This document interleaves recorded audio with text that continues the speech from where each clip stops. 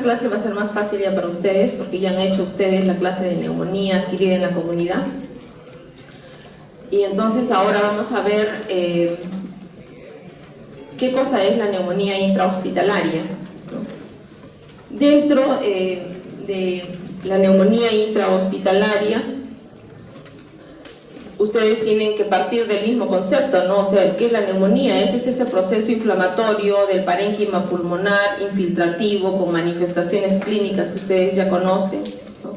Hay fiebre, alteración de sensorio, puede haber esputo y el paciente está con tos productiva, pero su nombre, ahora aquí le ponemos el apellido, intrahospitalario, o sea, ese paciente ingresó al hospital y eso no lo tenía cuando ingresó, eso ha aparecido más de 48 horas de haber ingresado al hospital.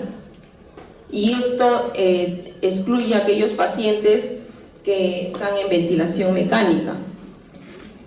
Y aquí tenemos que hacer una observación, ¿no? Esta neumonía puede aparecer dentro de los primeros 4 días o puede aparecer a partir del 5.º día. Quiere decir que el paciente está ya más expuesto más días en el hospital a todos los gérmenes que tenemos en las unidades. Entonces, aquel paciente que tiene una neumonía a partir del 5.º día, que se le conoce como tardía, va a tener gérmenes más agresivos, la mortalidad va a ser mayor, vamos a encontrar pacientes con mayor resistencia a los fármacos. A diferencia del primer grupo, que está dentro todavía de los primeros 4 días, y el paciente, las bacterias van a ser más sensibles a los antibióticos. También hay que tomar en cuenta aquí no solamente la neumonía, acá yo les puse neumonía intrahospitalaria, pero cuando hagan sus revisiones en inglés les ponen neumonía adquirida en el hospital, por eso que lo ponen como un HAP, y la neumonía intrahospitalaria pero asociada al ventilador, por eso le ponen como VAP. Bien, la neumonía adquirida en el ventilador es aquel paciente que va a tener este proceso inflamatorio pulmonar 48 horas después de haber sido intubado.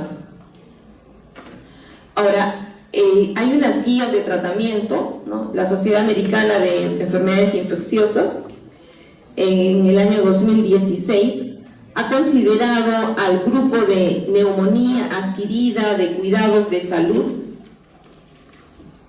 como un subtipo de la neumonía adquirida de la comunidad. Pero eso no quiere decir que no deje de tomar en cuenta este grupo, porque imagínense un paciente que a 48 horas después de haber sido intubado, pero que tiene 60 años, procede de una casa de reposo y lo trasladan 3 veces a la semana para hacer sus diálisis, y además tiene escaras múltiples. Entonces, hay que tomar en cuenta toda la historia clínica de cada paciente. Bien, entonces ustedes ya han hecho ya todo lo que es neumonía adquirida en la comunidad, nuestra clase entonces en base a la neumonía adquirida en el hospital y la neumonía adquirida al ventilador.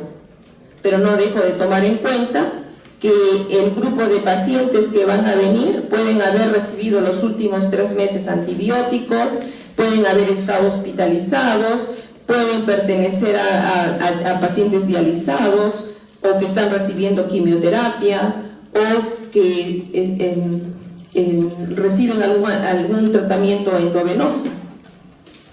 Bien, vamos entonces a ahondar un poquito más en la neumonía asociada al ventilador. Dijimos 48 horas después de haber sido intubado. Entonces, esta es una patología que es bastante frecuente en las unidades de terapia intensiva.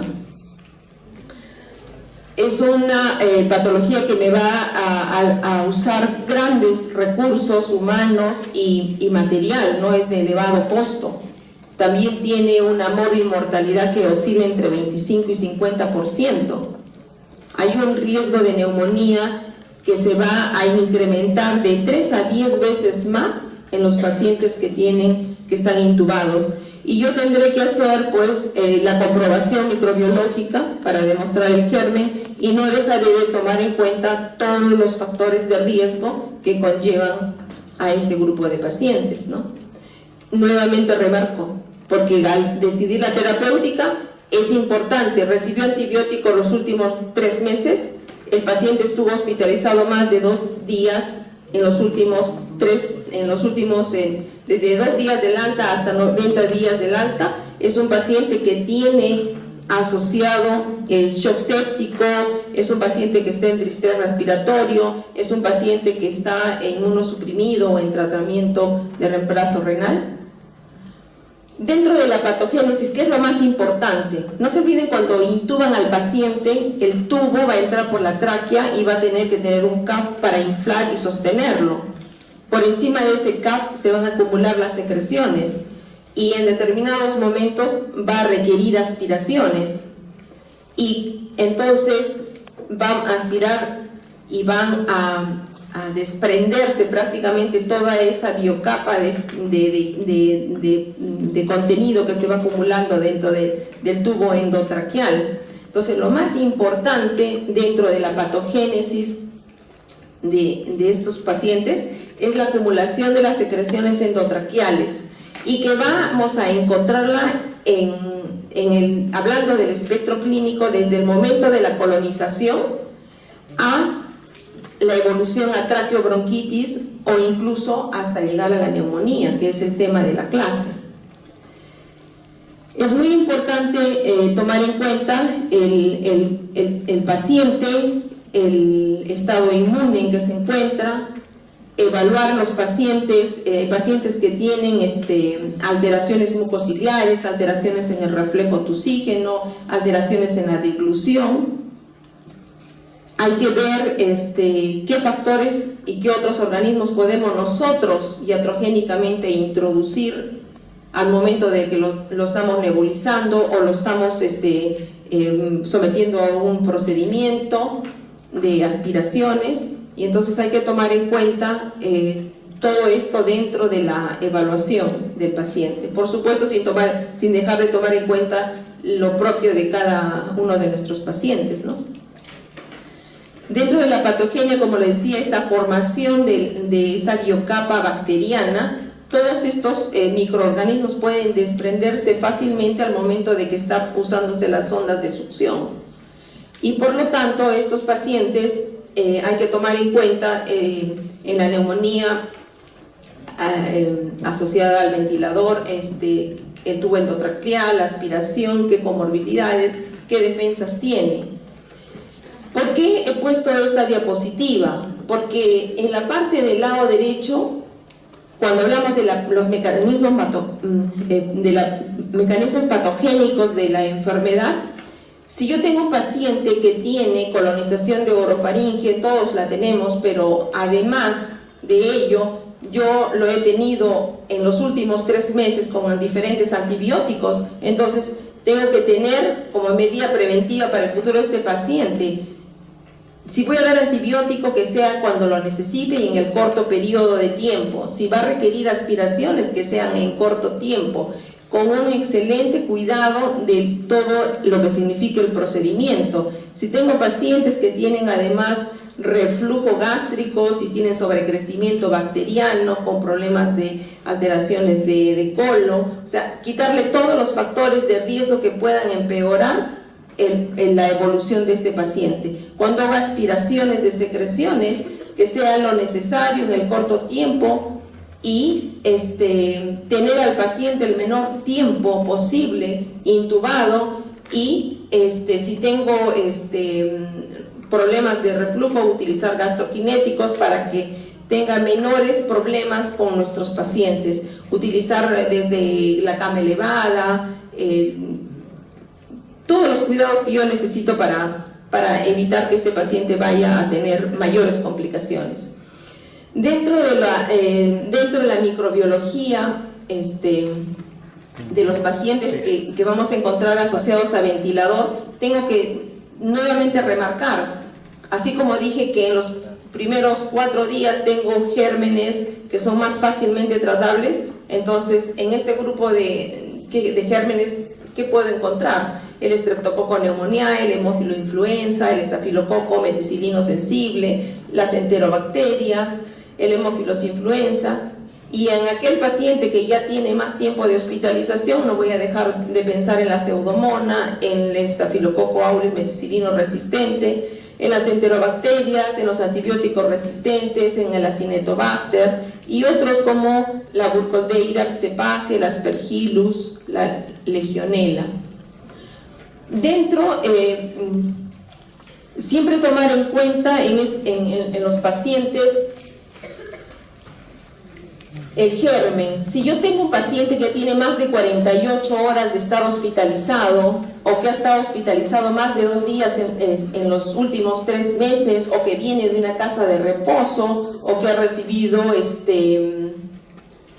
hasta ahí yo voy a pensar no solamente en el Staphylococcus aureus meticilino resistente, sino también en la pseudomona, en el Acinetobacter, en las enterobacterias multidrogo resistentes.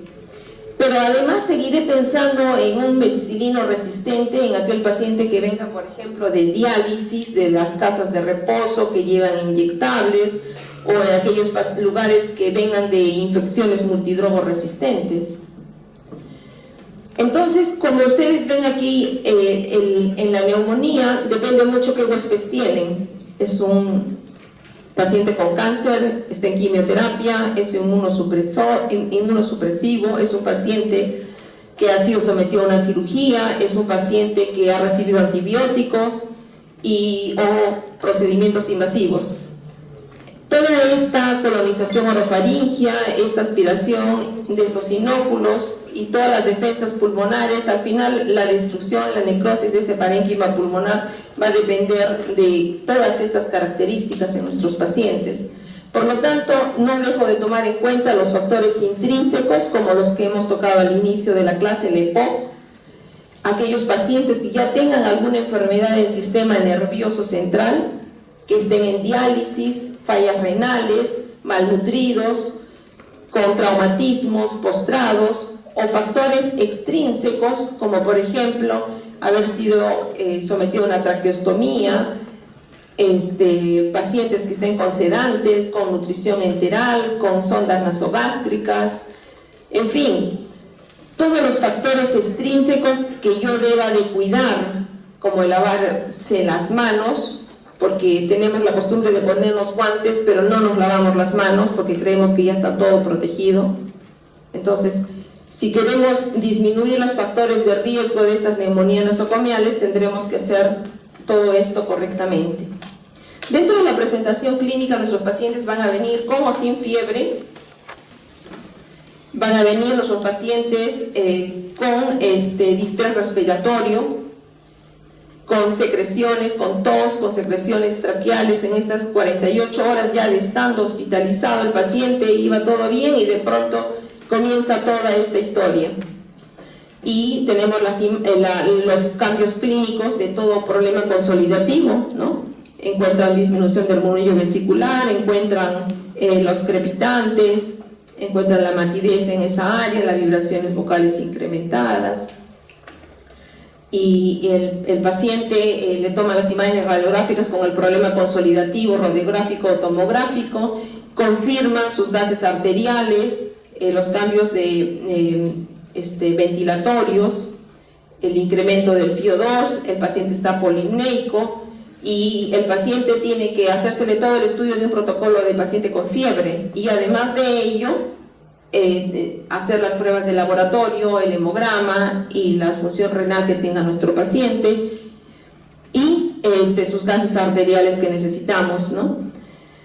¿Es necesario o no es necesario tomar siempre una proteína C reactiva? No es útil al inicio, pero sí me va a servir más adelante cuando mi paciente no está yendo adecuadamente bien y voy a ver si requiero o no requiero usar corticoides, o la procalcitonina, que en algunos hospitales se puede tener. No olvidarse que la procalcitonina es una endotoxina liberada de bacterias y que van a simular pues la liberación, ¿no?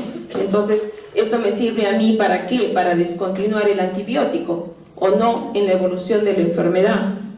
Si el paciente todavía tiene una procalcitonina elevadísima, entonces yo ya estoy pensando en descontinuar el antibiótico, me está diciendo no, todavía, ten cuidado, ¿no?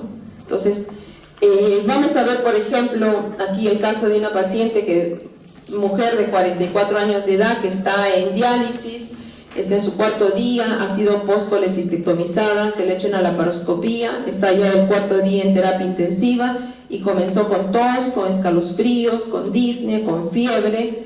El paciente también ha presentado hemoptisis, dolor pleural en el hemitórax derecho, es portador de disnea crónica porque tiene POC, es fumador de 35 paquetes de tabaco por año, es usuario de cocaína, se le hicieron pruebas en la historia clínica, aparecen de HIV negativo hace 3 meses. Entonces, como ustedes ven, acá tienen una paciente que está en diálisis, o sea que está en contacto de vías endovenosas, que ha sido sometido a cirugía. Hemos usado también no solamente la cirugía, sino las vías endovenosas. Es un paciente que ya tiene historia de probable neumonía, es un paciente que tiene EPOC y tiene factores de riesgo, HIV negativo, y es usuaria de cocaína. O sea, esta paciente está en distrés respiratorio, viene con 38 de temperatura, tiene frecuencia de 115 cardíaca, está hipotensa, 80/55, se le encuentra matidez y estertores de hipocrepitante en hemitórax derecho, se encontró en el hemograma leucocitosis de 20.000, creatinina incrementada de 1.5, urea de 50, los gases arteriales de 7.32, un PCO2 de 47, o sea que el paciente lo tiene con insuficiencia respiratoria, acidosis respiratoria aguda. Tiene una presión arterial de oxígeno de 58, o sea, tiene hipoxemia. Tiene un paciente está con 4 litros con cánula binasal, está con una presión PAFI de 175, ¿no? Si le calculan el gradiente alveolo arterial, también está incrementado. Le toman un electrocardiograma y está con taquicardia, que va con la frecuencia que dice ahí, y también hay signos de hipertrofia ventricular izquierda. O sea, tienen toda la historia clínica, la ayuda de laboratorio, los gases arteriales y la imagen radiográfica de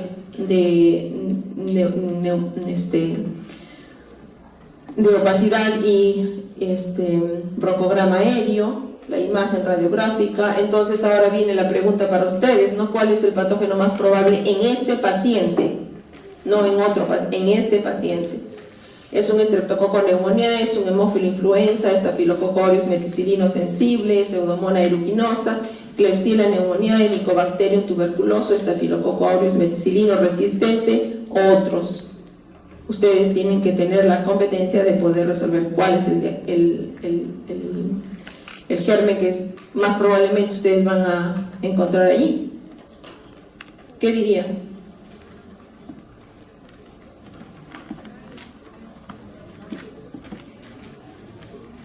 ¿Cuál? En esta paciente no voy a dejar de pensar indudablemente que esté un estafilococo aureus meticilino resistente metido en una paciente que esté en diálisis y que con todas las condiciones que tiene en terapia intensiva. No olvidarse que para complementar nuestro estudio tenemos que complementar, como hemos dicho, con la radiografía y buscar todos los signos que ustedes han observado en esa radiografía, en esa tomografía. Acá tienen otra imagen de opacidad y broncograma aéreo en ambos campos, y ahí ya tenemos otro dato más en la radiografía. La tomografía igual, pero ya de otro paciente. Completar siempre los métodos diagnósticos, ¿no? Estudiar las secreciones, buscar si necesitamos métodos serológicos, aspiración traqueal, la broncofilioscopía, el cepillado, hacer los hemocultivos, si tengo líquido pleural, estudio de líquido pleural, o si tengo que hacer la biopsia pulmonar, todo eso ya con sus ayudas diagnósticas. No me olvido, dentro del diagnóstico etiológico, esto comenzó 4 días antes, o fue precoz, o fue después del 4.º día, es tardío, y no me olvido si el paciente, estoy pensando que tiene POC y tiene antibióticos previos, como el caso de nuestra paciente, no me olvido de la pseudomona y no me olvido tampoco de preguntar si recibió corticoterapia previa, ¿no? Para pensar sobre todo en estafilococo meticilino resistente. Y no me olvido de preguntar en qué hospital estoy, en qué unidad estoy, qué gérmenes son los más frecuentes, cuáles los antibiogramas y cuál es la resistencia a los fármacos. Bien, esto simplemente es, me gustó y por eso lo he dejado, ¿no? Porque ustedes ya han hecho neumonías, pero simplemente les va a ayudar a reforzar y no olvidarse de los factores de riesgo cuando pienso en pseudomona en todo este grupo de pacientes con neumonía adquirida en la comunidad como asociado a ventilador, en los pacientes que tienen cor pulmonar, en los pacientes que tienen antibiótico terapia, alcoholismo. En el diagnóstico clínico, entonces no olvidarse de buscar en su radiografía de inicio y en la radiografía desde las 48 horas después, ¿hay o no hay un nuevo infiltrado? Estudiar las secreciones purulentas y se les recomienda hacer el score de infecciones pulmonares clínicos que se llama CPIS. Cuando tenemos una puntuación mayor de 6, se asocia con el diagnóstico de neumonía intrahospitalaria. Eso tiene una buena sensibilidad y una buena especificidad. Entonces, por ejemplo, en el caso que hemos tocado, ¿no? Hemos dicho que nuestra paciente tenía tos, secreciones abundantes, purulentas, va a tener un score de 2. Si encontramos infiltrados radiográficos de tórax, aquí había difuso o localizado, acá estaba localizado, 2. Nuestra paciente tenía 38 de temperatura, o sea, 2, 4, 6. Tenía leucocitosis más de 20.000, ya tienen 8. Tenía un PAFI de 175, acá tiene menos de 240, ya tienen 10. Entonces, este score de infecciones pulmonares clínicos les sirve a ustedes para tener una mejor certeza en su planteamiento diagnóstico. Siempre completar los estudios, como se les dijo, la radiografía, el aspirado traqueal, ver si hay fiebre, la microbiología, estar al pendiente, porque ustedes comienzan con un antibiótico, terapia empírica, pero después tienen que estar detrás para ver están o no qué está saliendo, qué está creciendo allí, ¿no? Buscar los criterios cuando haya criterios de neumonía nosocomial grave, no quedarse ustedes solos con el paciente, llamen al médico de terapia intensiva, al neumólogo, no esperen que llegue la falla respiratoria para que recién uno acuda.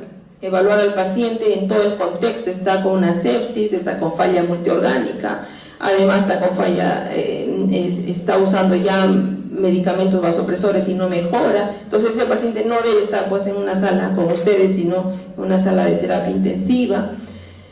Estar detrás de los resultados que salieron en la microbiología para poder ver, corroborar con el diagnóstico o cambiar el antibiótico si es que lo fuera necesario. No, vuelvo a reiterar, no olvidarse de todos los factores de riesgo que hemos mencionado, de dónde viene el paciente y qué es lo que estaba recibiendo, qué factores y comorbilidades tiene. Acá tienen otra imagen de otro paciente, 48 horas después presentó esta imagen igual de opacidad, broncograma aéreo.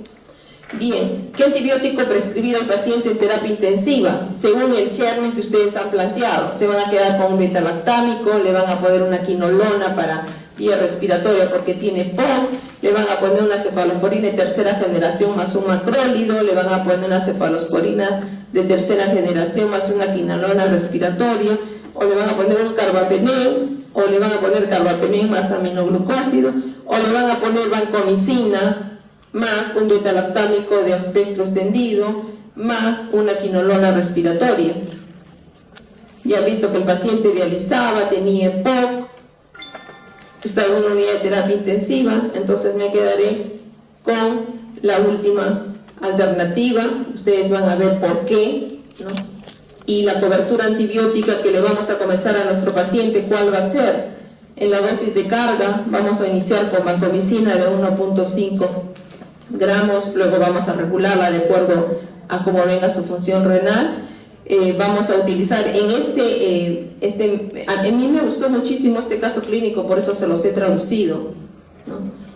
En este centro hospitalario de San Luis tenía una prevalencia de Staphylococcus aureus meticilino resistente en las salas de UCI hasta de 26%, y tenía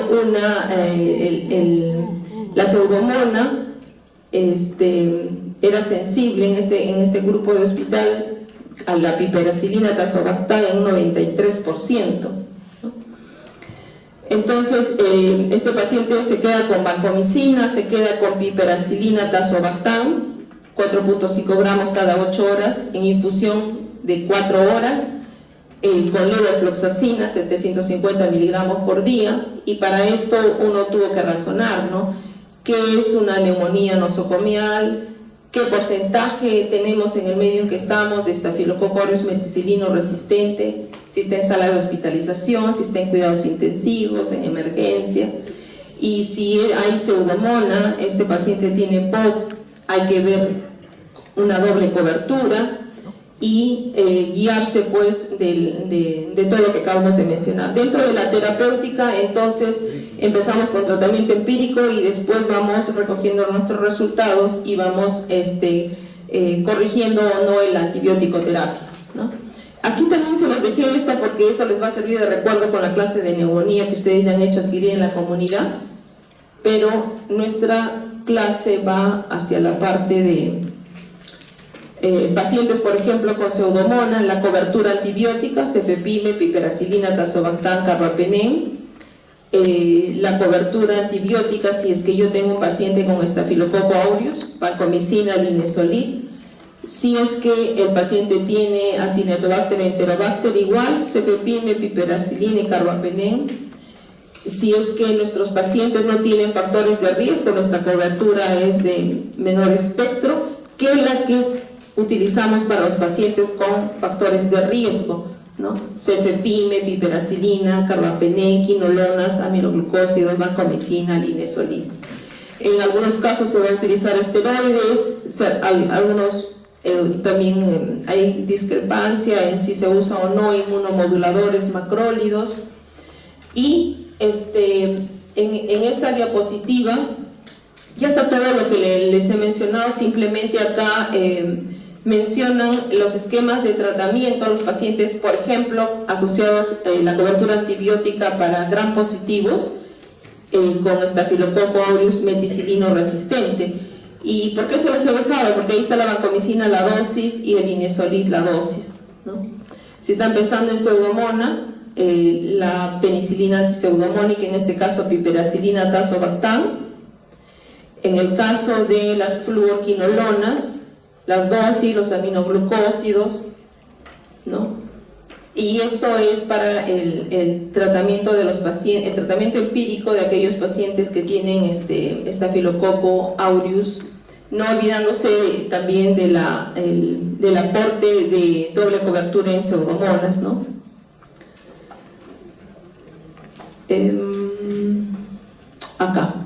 Acá es en el lado izquierdo, es para aquellos pacientes que no tienen factores altos de riesgo de mortalidad para la cobertura antibiótica. Aquí para la cobertura para Staphylococcus aureus. Y nuevamente aquí cómo se va explicando, por ejemplo, en el caso que hemos visto, por qué es que se utilizan las asociaciones, porque no estamos pensando en un solo germen estafilo, sino también en pseudomona, y por lo tanto aquí se utilizó la piperacilina, en este caso la levofloxacina y linezolid, ¿no?